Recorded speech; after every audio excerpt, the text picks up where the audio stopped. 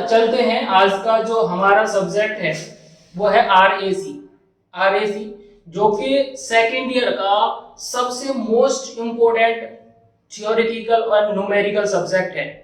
ठीक है, इसी में ही सारे बच्चे प्रॉब्लम क्रिएट करते हैं, क्योंकि ऑल सब्जेक्ट हैं जो बाकी की अदर सब्जेक्ट हैं वो है थियोरेटिकली, जिसमें आप पढ़ के भी आसानी से एग्जाम देने जा सकते हो, लेकिन ये है न्यूमेरिकल सब्जेक्ट।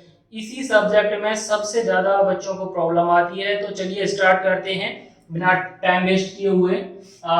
हमारा जो पहला सब्जेक्ट है वो है आरएसी। ठीक है, आरएसी का मीन्स होता है refrigeration and air conditioning. Refrigeration and air conditioning. Okay, इसमें जो फर्स्ट चैप्टर है हमारा, इसमें जो फर्स्ट चैप्टर है वो है fundamental of refrigeration. Fundamental of refrigeration, refrigeration के सिद्धांत, रेफ्रिजरेशन के सिद्धांत। इसमें हम आपको सबसे फर्स्ट ऑफ ऑल पढ़ाएंगे व्हाट इज रेफ्रिजरेशन, फिर नेक्स्ट पढ़ाएंगे air conditioning system, and next पढ़ाएंगे आपको किस प्रकार से रेफ्रिजरेशन की प्रक्रियाएं, डिवाइसेस हैं, कैसे यूज होती हैं, ये सारी बातें नेक्स्ट हम आपको बताने वाले हैं। तो बने रहिए हमारे साथ YouTube पर ऑनलाइन।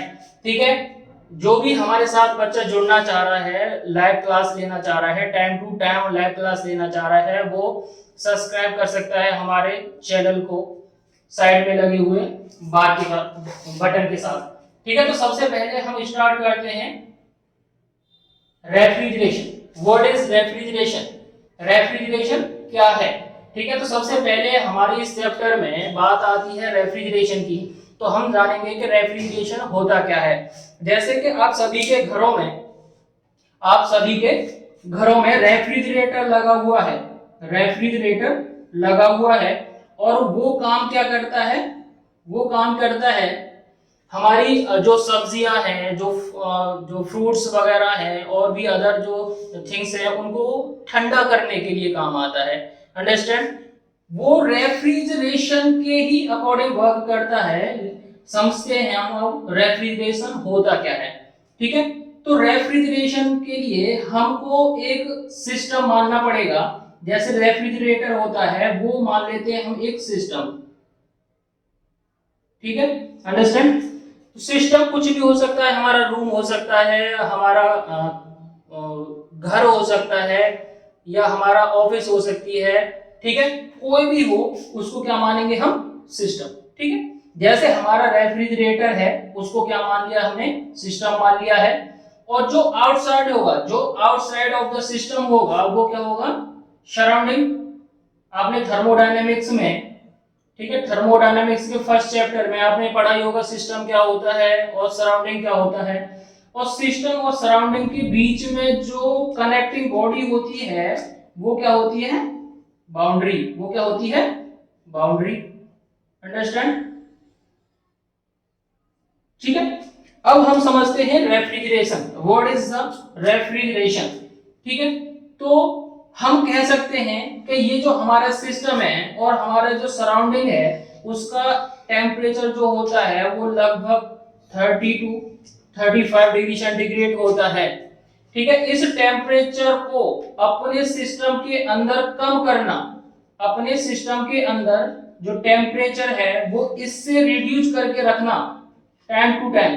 ठीक है, अगर हम इसमें 20 से 22 अप्रॉक्स या फिर 10 to 15 डिग्री रखते हैं, तो जितना टेम्परेचर कम हुआ, जितना टेम्परेचर कम हुआ वो हमारा क्या कहलाएगा, रेफ्रिजरेशन। क्या कहलाएगा, रेफ्रिजरेशन।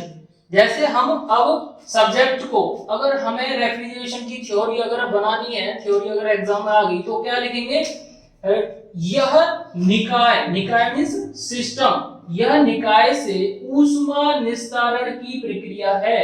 मींस ऊष्मा को बाहर निकालना। जैसे अगर इसके अंदर भी क्या होता, 30 होती, 30 डिग्री टेम्परेचर, तो हमने क्या किया, कम किया है ना, यहाँ टेम्परेचर कम हुआ है, इसका मतलब टेम्परेचर हमने कहाँ पहुंचाया है, बाहर। ठीक है, तो ये क्या है, यह निकाय से ऊष्मा निस्तारण की प्रक्रिया है। जिससे निकाय का तापमान एक निश्चित अवस्था के लिए परिवेश से कम बना रहता है। परिवेश मीन्स सराउंडिंग, सराउंडिंग से कम बना रहता है। अंडरस्टैंड। नेक्स्ट, अगर हमारे साथ इंग्लिश मीडियम के स्टूडेंट्स जुड़े हुए हैं तो उनके लिए भी हम साथ ही साथ इंग्लिश में भी कंटेंट प्रोवाइड करेंगे। ठीक है। तो रेफ्रिजरेशन क्या है? Refrigeration is the process of removing heat. Refrigeration is a process of removing heat from the system, मतलब सिस्टम से हीट को बाहर निकालने की जो प्रोसेस होती है उसी को हम क्या बोलते हैं? Refrigeration. Under controlled condition in a such a way that the temperature of the system lower than surrounding. Temperature is a system lower than surrounding, मतलब सराउंडिंग का जो टेम्परेचर है 40 डिग्री सेंटीग्रेड अप्रॉक्स, तो हमें क्या करना है, जो हमने सिस्टम माना है उसमें क्या करना है, टेम्परेचर को कम बना के रखना है। उसी प्रोसेस को क्या कहते हैं हम? रेफ्रिजरेशन। ठीक है। तो हम क्या है, हमने जो जाना, हमने जो समझा वो क्या है? रेफ्रिजरेटर जो हमारे घरों में लगा हुआ होता है, बहुत ही सिंपल है। ठीक है, जाके तुम देख सकते हैं, वो होता है रेफ्रिजरेशन प्रोसेस। ठीक है। नेक्स्ट हम अगर बात करें, रेफ्रिजरेशन जो सिस्टम है वो किन किन विधियों से किया जाता है।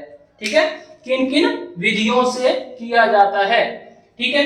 अगर मैं देखता हूं रेफ्रिजरेशन की विधियां, किन किन विधि से रेफ्रिजरेशन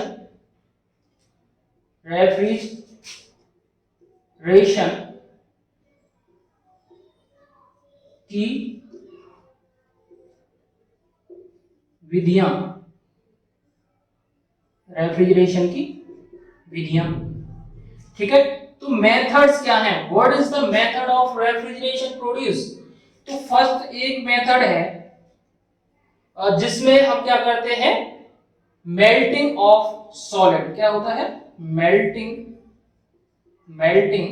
ऑफ सॉलिड। अगर हम, जैसे रेफ्रिजरेशन हुआ, हमारा सिस्टम का टेम्परेचर क्या हुआ? कम हुआ। अब हम ये कैसे समझे, इसके द्वारा कैसे हम रेफ्रिजरेशन इफेक्ट प्रोड्यूस कर सकते हैं? तो कैसे कहेंगे हम? अगर हमारा कोई भी सिस्टम है, हमने माना ये हमारा क्या है? रूम है, और जो रूम का जो टेम्परेचर होता है वो अप्रोक्सीमेटली हम मानते हैं 30 डिग्री से 35 डिग्री सेंटीग्रेड। अंडरस्टैंड। अब नेक्स्ट हम क्या करते हैं, इसमें क्या है, एक आइस का टुकड़ा डाल देता हूं मैं। इसमें क्या करता हूं, एक आइस का टुकड़ा डाल देता हूं इस टाइप से। ठीक है, मैंने क्या रख दिया, इसमें एक आइस का टुकड़ा रख दिया। अब ये क्या होगा, थोड़ी देर बाद क्या हो जाएगा, ये पिघलना स्टार्ट हो जाएगा। थोड़ी देर बाद क्या होगा, पिघलना स्टार्ट हो जाएगा। जैसे ही अगर ये टेम्परेचर पे था 0 डिग्री सेंटीग्रेड, बर्फ थी हमारी, जो हमारी आइस थी वो थी 0 डिग्री सेंटीग्रेड की। और ये जो हमारा वाटर है, जो हमारा वाटर प्रोड्यूस हुआ है, वो क्या है, वो भी 0 डिग्री सेंटीग्रेड का है।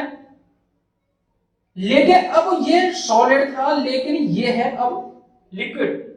तो यहां से यहां तक क्या हुआ हमारा, यहां से यहां तक क्या हुआ, फेज कन्वर्ट हुआ। क्या? फेज कन्वर्ट हुआ। ठीक है, फेज कन्वर्ट हुआ। अब जब किसी भी थिंग्स का जब फेज कन्वर्ट होता है one phase two another phase, तो क्या है, हमें हीट की रिक्वायरमेंट चाहिए होती है। जैसे सॉलिड है हमारा, जो हमारी आइस है, आइस जो है उसको अगर उसको हमें क्या करना है, मेल्ट करना है। ठीक है, 0 डिग्री सेंटीग्रेड की आइस और 0 डिग्री सेंटीग्रेड का वाटर। अंडरस्टैंड।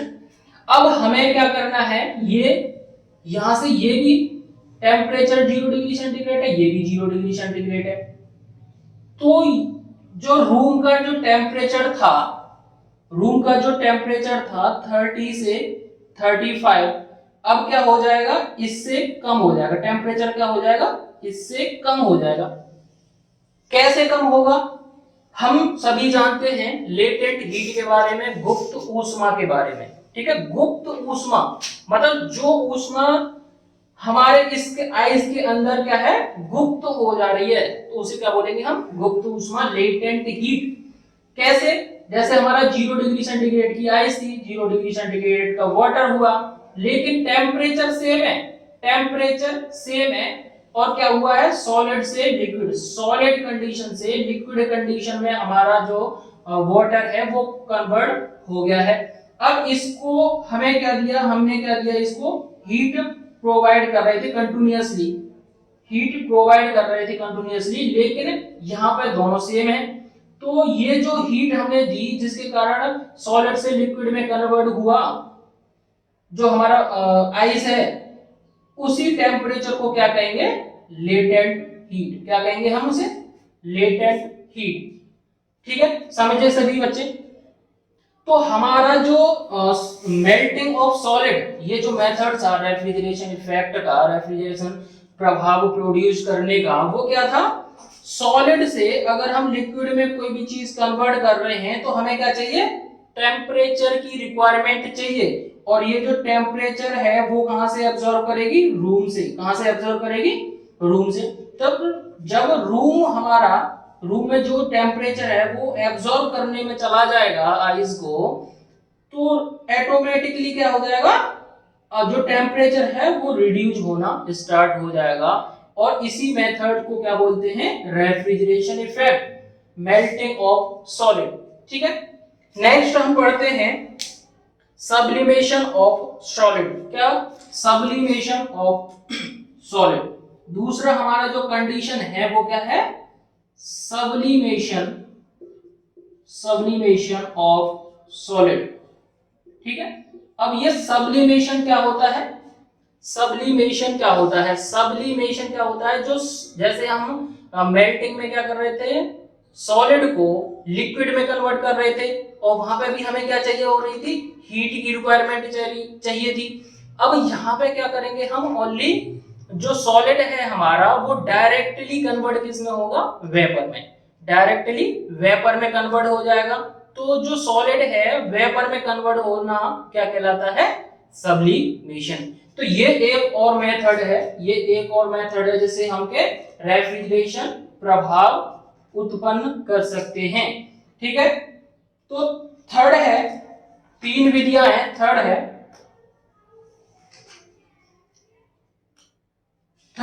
Evaporation of